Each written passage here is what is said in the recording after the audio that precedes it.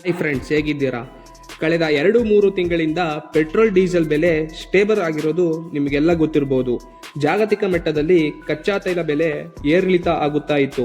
ಭಾರತದಲ್ಲಿ ಮಾತ್ರ ತೈಲದ ಬೆಲೆ ಸ್ಟೇಬಲ್ ಆಗಿದೆ. ಇದಕ್ಕೆ ಕಾರಣ ಏನು ನೋಡೋಣ ಬನ್ನಿ. ರಷ್ಯಾದಿಂದ ಆಮದು ಮಾಡಿಕೊಳ್ಳುತ್ತಿರುವ ಕಚ್ಚಾ ತೈಲವು ರಷ್ಯಾ ನಮಗೆ ರಿಯಾಯಿತಿ ದರದಲ್ಲಿ ಕಚ್ಚಾ ತೈಲ ಕೊಡುತ್ತಾ ಇರುವುದರಿಂದ ತೈಲದ ಬೆಲೆ ಇಲ್ಲಿ ಏರಿಕೆಯಾಗಿಲ್ಲ. ರಷ್ಯಾ ನೀಡುತ್ತಿರುವ ರಿಯಾಯಿತಿ ದರದಲ್ಲಿ ಕಚ್ಚಾ ತೈಲವು ಭಾರತಕ್ಕೆ ತುಂಬಾನೇ ಲಾಭ ಇದೆ. ಭಾರತ ತನ್ನ ಬೇಡಿಕೆಯ 40% ಕಚ್ಚಾ ತೈಲವು ಕೇವಲ ರಷ್ಯಾದಿಂದಲೇ ತೆಗೆದುಕೊಳ್ಳುತ್ತಾ ಇತ್ತು. ಆದರೆ ಈ ವ್ಯವಹಾರದಲ್ಲಿ ಇದೀಗ ದೊಡ್ಡ ಪ್ರಮಾಣದಲ್ಲಿ ಬದಲಾವಣೆ ಆಗಿದೆ.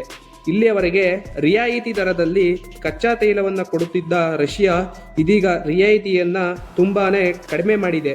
ಹೀಗಾಗಿ ಭಾರತ ಕೂಡ ಈ ವಿಚಾರದಲ್ಲಿ ರಷ್ಯಾದಿಂದ ದೂರ ಹೋಗುವ ನಿರ್ಧಾರಕ್ಕೆ ಬರುತ್ತಾ ಇದೆ. ಇಲ್ಲಿಯವರೆಗೆ ಕಡಿಮೆ ದರದಲ್ಲಿ ಅನ್ನೋ ಕಾರಣಕ್ಕೆ ರಷ್ಯಾದಿಂದ ಹೆಚ್ಚಿನ ಮಟ್ಟದ ತೈಲವನ್ನು ತೆಗೆದುಕೊಳ್ಳುತ್ತಿತ್ತು. ಆದರೆ ಈಗ ರಿಯಾಯಿತಿ ದರ ಕಡಿಮೆ ಆಗೋದ್ರಿಂದ ಮುಂದಿನ ದಾರಿ ಬಗ್ಗೆ ಭಾರತ ಯೋಚನೆ ಮಾಡುತ್ತಿದೆ. ತೈಲದ ರಿಯಾಯಿತಿಯನ್ನು ಕಡಿಮೆ ಮಾಡಲು ಕಾರಣ ಏನೆಂದರೆ, ರಷ್ಯಾ ಮತ್ತು ಉಕ್ರೇನ್ನ ನಡುವೆ ಯುದ್ಧ ಪ್ರಾರಂಭವಾದಾಗ ಜಾಗತಿಕ ವ್ಯಾಪಾರದಲ್ಲಿ ಭಾರಿ ಬದಲಾವಣೆಯಾಗಿತ್ತು. ಅಮೆರಿಕವನ್ನು ಬೆಂಬಲಿಸುವ ಅನೇಕ ದೇಶಗಳು ರಷ್ಯಾದ ಮೇಲೆ ನಿರ್ಬಂಧವನ್ನು ವಿಧಿಸುತ್ತದೆ. ಯುರೋಪ್ ದೇಶವು ಕೂಡ ರಷ್ಯಾದ ಜೊತೆಗಿನ ನಂಟನ್ನು ಕಳೆದುಕೊಳ್ಳುತ್ತದೆ. ಹೀಗೆ ಎಲ್ಲವೂ ರಷ್ಯಾದಿಂದ ದೂರವಾದಾಗ ರಷ್ಯಾದ ಬೆನ್ನೆಲುಬಿಗೆ ನಿಂತದ್ದು ಭಾರತ. ಜಾಗತಿಕ ಮಟ್ಟದಲ್ಲಿ ಬೆದರಿಕೆ ಇದ್ರೂ ಕೂಡ ಭಾರತ ರಷ್ಯಾದ ಜೊತೆ ವ್ಯಾಪಾರ ಮಾಡುತ್ತೆ. ಯಾವ ಹೆದರಿಕೆಗೂ ಬಗ್ಗದೆ ರಷ್ಯಾದಿಂದ ತೈಲ ಆಮದು ಮಾಡಿಕೊಳ್ಳುತ್ತೆ. ಭಾರತ ಮಾಡಿದ ಸಹಾಯಕ್ಕೆ ರಷ್ಯಾ ಕೂಡ ಒಂದು ಉಪಕಾರ ಮಾಡಿತ್ತು. ನೀವು ಇಂಥ ಸಮಯದಲ್ಲಿ ನಮ್ಮ ಕೈ ಹಿಡಿದಿದ್ದೀರಿ, ನಾವು ರಿಯಾಯಿತಿ ದರದಲ್ಲಿ ನಿಮಗೆ ತೈಲವನ್ನು ನೀಡುತ್ತೀವಿ ಅಂತ ರಷ್ಯಾ ಹೇಳಿತ್ತು. ಇದಕ್ಕೆ ಭಾರತ ರಷ್ಯಾದ ಜೊತೆ ದೊಡ್ಡ ಪ್ರಮಾಣದ ವ್ಯಾಪಾರವನ್ನು ಶುರು ಮಾಡುತ್ತೆ. ನಾವು ಆರಂಭದಲ್ಲೇ ಹೇಳಿದಂತೆ ಭಾರತಕ್ಕೆ ಬೇಕಾಗಿದ್ದ ತೈಲದಲ್ಲಿ 40% ತೈಲ ರಷ್ಯಾದಿಂದನೇ ಬರುತ್ತಾ ಇತ್ತು. ಆದರೆ ಇದೀಗ ರಷ್ಯಾ ರಿಯಾಯಿತಿ ಮಟ್ಟದಲ್ಲಿ ಚೌಕಾಸಿ ಮಾಡುತ್ತಾ ಇದೆ. ಹೀಗಾಗಿ ಭಾರತ ಕೂಡ ರಷ್ಯಾದಿಂದ ತೈಲ ಖರೀದಿ ಮಾಡೋದನ್ನು ಕಡಿಮೆ ಮಾಡುತ್ತಿದೆ.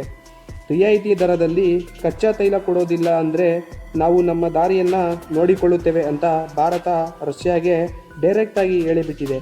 ಜಗತ್ತಿನಲ್ಲಿ ತೈಲ ಮಾಡುವ ತುಂಬ ದೇಶಗಳಿದ್ದಾವೆ, ನಾವು ಆ ದೇಶದಿಂದ ತೈಲವನ್ನು ತೆಗೆದುಕೊಳ್ಳುತ್ತೇವೆ ಅಂತ ಭಾರತ ರಷ್ಯಾಗೆ ಹೇಳಿಬಿಟ್ಟಿದೆ. ಇದೀಗ ಭಾರತ ಕೂಡ ವೆನಿಜುಲಾ ಅತ್ತ ಮುಖ ಮಾಡಿದೆ. ಒಂದು ದೇಶವನ್ನು ಮೆಚ್ಚದೆ ಭಾರತ ವಿವಿಧ ದೇಶಗಳಲ್ಲಿ ವ್ಯಾಪಾರವನ್ನು ಹೊಂದಿದೆ.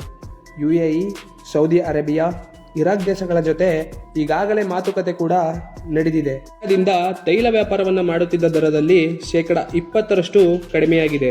ಹಾಗಾದರೆ ರಿಯಾಯಿತಿ ಎಷ್ಟು ಪ್ರಮಾಣ ಕಡಿಮೆಯಾಗಿದೆ ಅಂತ ನೀವು ಕೇಳುವುದಾದರೆ, ನಿಮಗೆ ಗೊತ್ತಿರುವಂತೆ ರಷ್ಯಾ ನಮಗೆ ಒಂದು ಬ್ಯಾರಲ್ಗೆ $70 ಕಚ್ಚಾ ತೈಲವನ್ನು ವ್ಯಾಪಾರ ಮಾಡ್ತಾ ಇತ್ತು.